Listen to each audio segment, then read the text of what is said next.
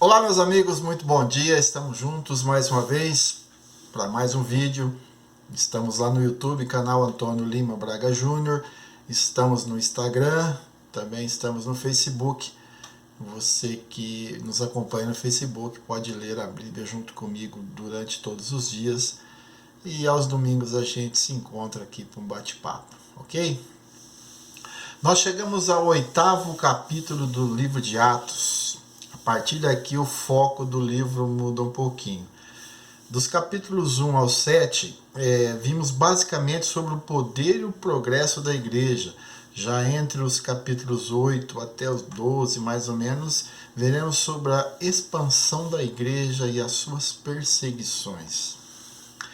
Como nós vimos na semana passada, o capítulo 7 se encerra com a morte de Estevão. Pela primeira vez entra no contexto do livro uma pessoa chamada Saulo. Conforme esse mesmo Saulo se autodescreveu mais à frente no livro de Filipenses 3 e 5, ele tratava-se de um judeu do grupo dos fariseus, circuncidado ao 8º dia da raça de Israel. Era considerado também um escriba devido ao curso que ele fez em Jerusalém com Gamaliel, para educar-se no conhecimento da lei, adquirindo o direito de ser chamado de Rabi. Saulo estava intensamente ligado ao Sinédrio de Jerusalém, como nós veremos nesse mesmo livro de Atos, lá no capítulo 26 e 10, recebendo deste a missão de ter um grupo de soldados para prender os cristãos em Jerusalém e depois ir até Damasco com a mesma finalidade. Vamos ver isso mais à frente, conforme vamos passando as próximas semanas. E é nesta perseguição que o 8º capítulo começa. Tal perseguição causou um deslocamento do testemunho apostólico de Jerusalém para a Judéia e Samaria, como Jesus havia ordenado. Muitos perseguidos resolveram anunciar o evangelho por onde iam. Um desses perseguidos chamava-se Filipe. Ele não era um dos apóstolos, porque um dos apóstolos chamava-se Filipe. Eles apenas tinham o mesmo nome. Ele era um judeu cheio do Espírito Santo e de muita sabedoria. Falava grego e era um daqueles 7 que foram separados para diáconos, juntamente com Estevão, que nós vimos no capítulo 6, nas semanas anteriores. Por onde passava, o nosso irmão Filipe realizava grandes sinais miraculosos, chamando a atenção do povo. Muitos espíritos imundos saíam das pessoas, e muitos paralíticos e mancos eram curados. Ele estava pregando em fuga na cidade de Samaria. Havia naquela cidade grande alegria. Nós podemos ver lá no versículo 8 desse capítulo.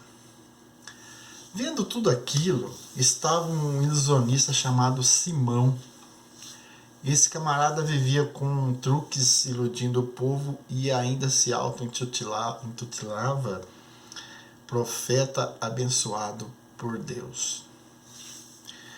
Quando ele viu as ações de Filipe, se aproximou e, junto com muitos ali presentes, abraçou a fé e foi batizado.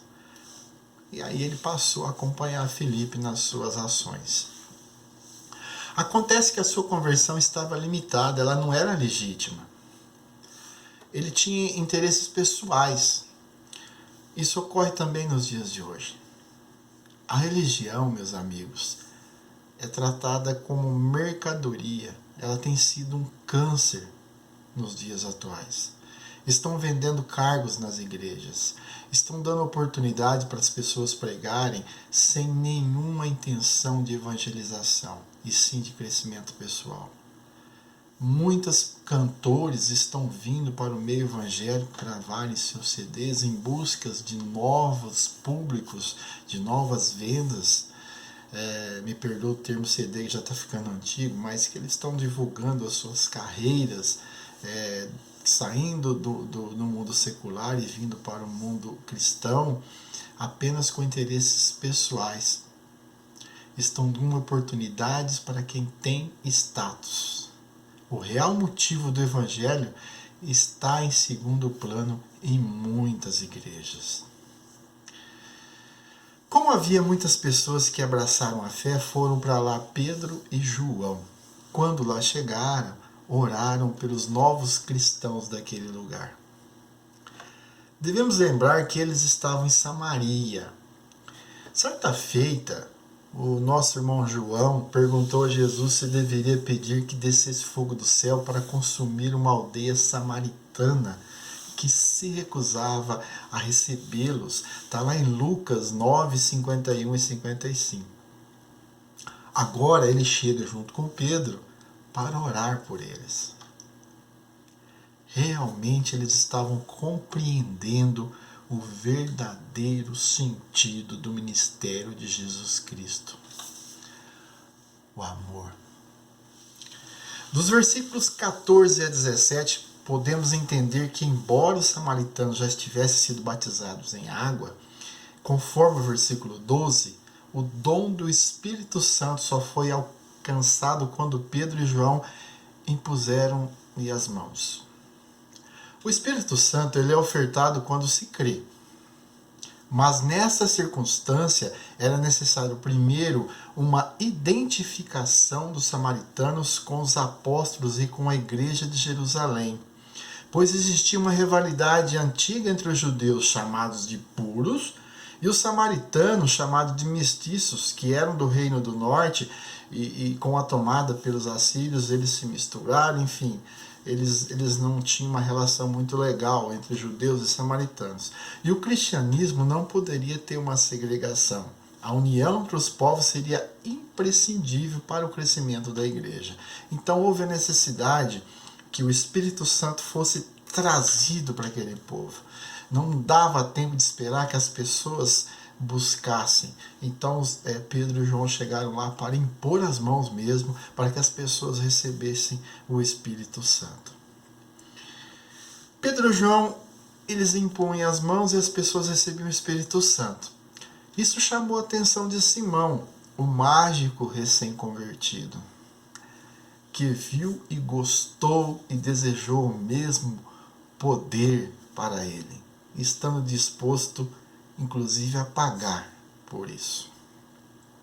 Ele então disse, ele está no versículo 19, dê-me também esse poder para que eu possa, sobre quem eu impuser as mãos, receba o Espírito Santo. Pedro dá uma sonora repreensão nele. Está escrito assim, o teu dinheiro seja contigo para perdição, pois cuidaste que o dom de Deus se alcança por dinheiro. Tu não tens parte nem sorte nessa palavra, porque o teu coração não é reto diante de Deus. Arrepende-te, pois dessa tua iniquidade, e ora a Deus para que porventura te seja perdoado o pensamento do teu coração, pois vejo que está em fel de amargura e em laço de iniquidade. Versículos 20 e 23. Parece muito pesada essa palavra de Pedro para Simão, o mágico, mas é uma oportunidade que ele estava tendo, porque ele poderia ter perdido a salvação, mas estava tendo uma oportunidade de arrependimento dos seus pecados. Ainda hoje, neste domingo, 25 de abril, você está tendo a oportunidade de arrepender dos seus pecados. Busque a presença de Deus. Ele nunca está de costas viradas para você. Nem se você tenha perdido tudo na sua vida. Deus nunca virou as costas para você. Aproveite a oportunidade e arrepende-te dos seus pecados, porque Deus quer salvar você. Após a repreensão de Pedro, ele teve medo e pediu oração. Pedro e João então voltaram para Jerusalém, mas pelo caminho foram pregando em vários locais dos samaritanos. Filipe, aquele Filipe que nós falamos há pouco, recebeu uma orientação de um anjo de Deus, para que ele fosse para o sul, para uma estrada deserta que descia de Jerusalém a Gaza. Felipe obedeceu. É importante você obedecer aquilo que Deus quer para a sua vida, principalmente se você tiver um ministério de pregação, de evangelização. Às vezes você quer estar numa grande igreja, com muito status, com muitas pessoas, mas Deus quer que você vá nos bairros, onde tem pessoas sofrendo, e às vezes não tem igreja, é debaixo de uma árvore mesmo. Felipe obedeceu e foi. O caminho percorrido por Felipe fica ao sul da Palestina hoje, perto da faixa de Gaza. Aquela região ali meio complicada hoje. No caminho ele encontra um eunuco etíope. Ele era superintendente de todos os tesouros de uma rainha daquele local.